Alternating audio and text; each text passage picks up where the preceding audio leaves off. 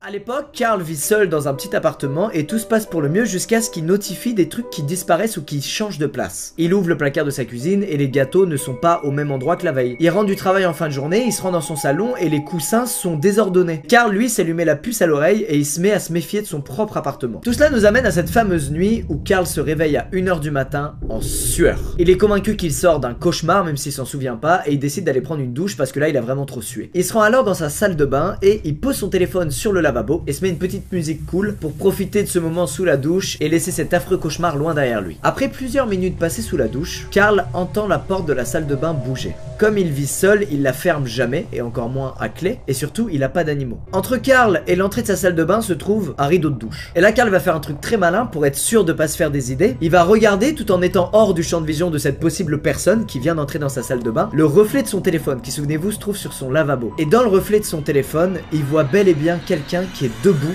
de l'autre côté de son rideau de douche. Et là Carl, il fait un truc de beau gosse, il garde son sang-froid. Il a bel et bien la preuve que quelqu'un est là dans sa salle de bain, mais il va faire comme si de rien n'était. Il va pas crier, il va pas s'agiter, il va continuer sa douche comme s'il n'avait rien vu. Mais en vrai, il prépare un plan d'attaque. Il saisit son pommeau de douche et il met l'eau chaude à fond. Et Carl, il y a un truc relou dans son appart mais qui dans cette situation se trouve être une chance, c'est que son eau chaude monte très haute en température. Quelques secondes plus tard, il y a beaucoup de vapeur dans la douche, il prend alors son courage à deux mains et il décide d'ouvrir le rideau de douche et d'orienter le pommeau vers la personne qui se trouvait de l'autre côté. Cette personne, qui vient de se faire ébouillanter, hurle de douleur et Carl décide de la frapper au visage avec la paume de douche et de courir hors de sa salle de bain avant de fermer à clé la porte de la salle de bain de l'extérieur. Il vient de réussir à enfermer l'intrus dans sa propre salle de bain. Il appelle alors la police et le temps qu'elle se rende sur les lieux, il décide d'aller dans sa cuisine pour s'armer d'un couteau au cas où la porte céderait sous les coups de l'intrus et qu'il aurait à se défendre. Et mauvaise surprise, en arrivant dans sa cuisine, son gros couteau de cuisine